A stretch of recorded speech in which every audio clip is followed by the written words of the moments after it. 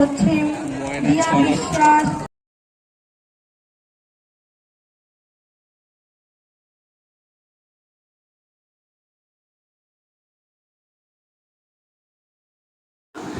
মেয়ের বাড়িতে মা আসবে আর মেয়েরা যা যা খেতে ভালোবাসে সেগুলো মা আনবে না, তাই কখনো হয় বলো তো? দেখো আজকে কিন্তু আমার মা, বাবা, ভাই আর বোন এসছে, কারণ আমার দিদির বাড়িতে অন্নপূর্ণা পুজো আছে। আর আমি আর আমার দিদি যা যা খেতে ভালোবাসি মা কিন্তু সব কিছু মনে করে করে গুছিয়ে নিয়ে চলে এসছে। আর আসার মাত্রই দেখো মা কিন্তু জামা কাপড় চেঞ্জও করেনি, আগেই সব কিছু ব্যাগ থেকে বার করে করে ভাগ ভাগ করে দিচ্ছে। দিদির জন্য আর আমার জন্য যা যা নিয়ে এসছে সব কিছু গুছিয়ে গুছিয়ে ভাগ করছে। আর তারপর দেখো আমার মামামের জন্য আর দিদির মেয়ের জন্য সব, ওরা যা যা খেতে ভালোবাসে সব কিছু মনে করে করে গুছিয়ে নিয়ে এসেছি। Chips, Frooti, Cadbury, chocolate, James, যা যা খেতে ভালোবাসে সব কিছু গুছিয়ে গুছিয়ে নিয়ে এসছে। তো ওদের জিনিসগুলো সব কিছু ভাগ করে দিচ্ছিল আলাদা আলাদা করে, আর না হলে তো আবার দুজন দুজনের জিনিস নিয়ে টানাটানি করবে। আর আমার মামাম যা মারকুটে হয়েছে সে কথা আর তোমাদের কি কি বলবো, সারাক্ষণ তো সবাইকে মেরেই যাচ্ছে আর ওর দিদিরা শুধু ওর হাতে মার খেয়েই যাচ্ছে। তারপরে চলো আমাদের জন্য কি কি নিয়ে এসছে সেগুলো তোমাদেরকে একটু দেখিয়ে দিই। এখানে দেখো বাড়ির আমাদের ক্ষেতের সর্ষের তেল, তো আমার জন্য নিয়ে এসছে, দিদির জন্যও নিয়ে এসছে। আর মা নিজে হাতে কুল আর তেঁতুলের আচার বানিয়ে দেখো দুটো বড় বড় কৌটোতে করে নিয়ে চলে এসছে। তারপর পাকা তেঁতুল, লাড্ডুর প্যাকেট নিয়ে এসছে। তো আমি তো লাড্ডুর প্যাকেট দেখে আর লোভ সামলাতেই পারিনি, মাকে বললাম আগে আমাকে দাও একটা, আমি আগে খাই তারপরে সবাই খাবে। দেখো আমি হাতও পেতে দিয়েছি, আর আমাকে দেখে আমার হ্যাংলা বর দেখো ও হাত পাচ্ছে, বলছে আমাকে দাও আমাকে দাও, আমি আগে খাবো বলে তো নিয়ে সবাই আমরা খাওয়া শুরু করে দিলাম। আর এই দেখো এদিকে আমার বরটাও খাওয়া শুরু করে দিল। তারপরে আরও অনেক কিছু নিয়ে এসেছিলো, বাড়ির যে দেশি মুরগির ডিম সেই ডিমগুলোও নিয়ে এসেছিলো। মা এত দূর থেকে ডিমগুলো কিভাবে নিয়ে এসছে জানো, কৌটোর মধ্যে কাঠের ভুসি দিয়ে তার মধ্যে ডিমগুলো একে একে সাজিয়ে নিয়ে এসেছিলো যাতে ভেঙে না যায়। তারপর দুবারির জন্য 2 প্যাকেট মিষ্টিও এনেছে।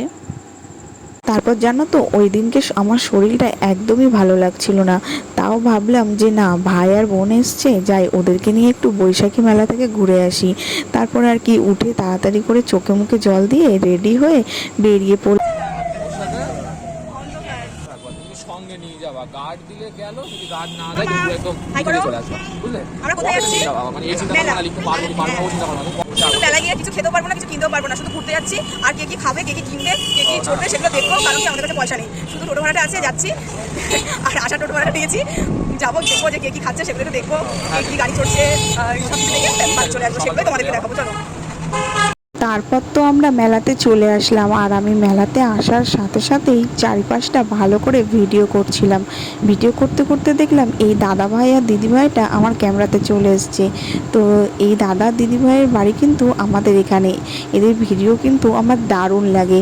বিশেষ করে এই দাদার কথা বলাটা তো আমার খুবই ভালো লাগে। ভিডিও দেখি মানে কি বলবো, ভিডিও দেখি শুধুমাত্র এই দাদার কথা শোনার জন্য।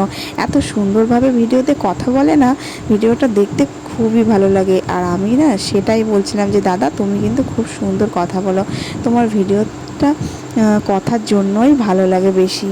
তো যাই হোক দাদা দিদিভাইটা খুবই ভালো, অনেক গল্প করলাম, ভালোও লাগলো। তারপর দেখো এদিকে মাম্মাম তো বললো আমি হেলিকপ্টার চড়বো, তো তারপর ওকে বসিয়ে দিলাম। আর মাম্মাম কিন্তু একটুও ভয় পাচ্ছে না, দেখো কেউ নেই, ও একাই ও গাড়ি চড়ছে। এর আগের বারে যখন ওকে জোর করে গাড়িতে বসিয়েছিলাম সে কি কান, আর এবারে কিন্তু মাম্মাম নিজে থেকেই বলছিল গাড়ি চড়বে। আর দেখো হেলিকপ্টারে ওঠার পরে কিন্তু মাম্মাম নামতেই চাইছিল না, কত মজা করছিল।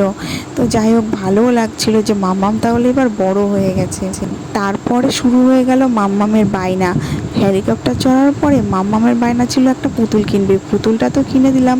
পুতুলটা সাথে সাথে প্লাস্টিক থেকে বার করে তার টুপি টুপি সব আলাদা করে দেখো যেখানে সেখানে ফেলে দিচ্ছে, আর আমি বারবার করে সেটাকে তুলছি। এত বায়না করছে, একটা জিনিসও আমি দেখতেও পাচ্ছি না, কেনা তো দূরে যাক। তারপরে মাম্মামকে বললাম চলো তোমাকে তাহলে ফুচকা খাওয়াতে নিয়ে, ফুচকার নাম শুনেই তো কত খুশি হয়ে গেছে, রাজিও হয়ে গেছে ফুচকা খাওয়ার জন্য। তারপর আমি নিয়ে যাচ্ছিলাম ফুচকা খাওয়াতে। তারপর এখান থেকে মামামকে একটা শুকনো ফুচকা দিলাম, মামাম তো শুকনো ফুচকাটা খাচ্ছিল। তারপরে সবাইকে বলছিলাম চলো তাহলে সবাই মিলে ফুচকা খাই, কিন্তু মামাম তো কারোর কাছে যাচ্ছেই না। দেখো আমার অবস্থা দেখো, মামামকে কোলে নিয়ে কিভাবে ফুচকা খাচ্ছি, মামামের পাপা আমাকে খাইয়ে দিচ্ছে আর মামামের বায়না তো লেগেই আছে। ও এখন তেঁতুল জল খাবে, দেখো ওর পাপার ওই পাতার থেকে হাতে করে তেঁতুল জল নিয়ে নিয়ে খাচ্ছে। আমার না তখন এত কষ্ট হচ্ছিল যে মনে হচ্ছে কেন যে আমি আসলাম মেলাতে, না আসলেই মনে হয় ভালো হতো। কারণ মাম্মাম কারোর কাছে যাচ্ছিল না। দেখো আমার অবস্থাটা তো দেখলে, ফুচকার জল দিয়ে গড়িয়ে মুখ আমার পুরো ভিজেই গেছে। তারপর দেখো মাম্মামের পাগলামো শুরু হয়ে গেছে। এখানে একটা অনুষ্ঠান হচ্ছিল, তো অনুষ্ঠানের ওখানে সব নাচ করছিল বাচ্চারা। এখন ওর নাচতে ইচ্ছা করছে, কোল থেকে নেমে দেখো মেলার মধ্যে চারিদিকে ঘুরে ঘুরে ওর নাচ করছে। তখন না খুব হাসি পাচ্ছিল, খুব ভালো লাগছিল, তো সেটাই আমি ভিডিও করছিলাম। তারপর দেখো মামার পাপা তো জোর করে কোলে নিয়ে চলে আসলো। তারপর আমরা এখানে চলে আসলাম সাবুর পাঁপড় খেতে। আমি তো কোনোদিনও সাবুর পাঁপড় খাইনি, এই প্রথম ফার্স্ট খেলাম, তো যা ভালোও লাগলো, খুব একটা খারাপ লাগেনি। আর এদিকে বড়মশাইকেও একটু পাঁপড় খাইয়ে দিচ্ছিলাম যে তুমি একটু খাও, টাকা দিয়ে কিনে দিচ্ছ, তোমাকে কেউ দিচ্ছে না, নাও আমিই দিলাম তোমাকে। তারপর এখানে জিলাপি কিনতে আসলাম। জিলাপির দাম কি 500 দাম নাকি 80 টাকা। তারপরে তো আর জিলাপি নিলাম না, এত টাকা দাম দিয়ে কে জিলাপি নেবেন না, আমাদের কাছে অত টাকা নেই, আমরা ভাই গরিব মানুষ, এমনিতেই মেলাতে এসেছি খালি পকেটে, তোমার এই 580 টাকা জিলাপি তোমার কাছেই রাখো বলে হাঁটা দিলাম অনুষ্ঠান দেখতে। তো এখানে আমি অনুষ্ঠান দেখছিলাম আর মামামের পাপা গেছিলো। এখানেও জিলাপির দাম হাই লেভেলে, তো তারপর কি করা যায়, বাড়িতে তো কিছু না কিছু নিয়ে যেতেই হবে, যেহেতু মেলাতে এসেছি, কিছু না নিয়ে গেলে তো হবে না। যাই হোক তারপরে তো নিলাম এখান থেকে নিমকি নেওয়া হলো আর বাদাম নেওয়া হলো। তারপরে তো নেওয়া হয়ে গেছে, এবার আমরা বাড়ির দিকে যাব। তো আজকের ভিডিওটা আমি এখানেই এন্ড করছি। কেমন লাগলো ভিডিওটা অবশ্যই তোমরা কমেন্টে জানিও। আর যারা আমার চ্যানেলে নতুন আছো তারা প্লিজ আমার চ্যানেলটাকে সাবস্ক্রাইব করে দিও। টাটা বাই বাই, তোমরা ভালো থেকো, সুস্থ থেকো, গুড নাইট।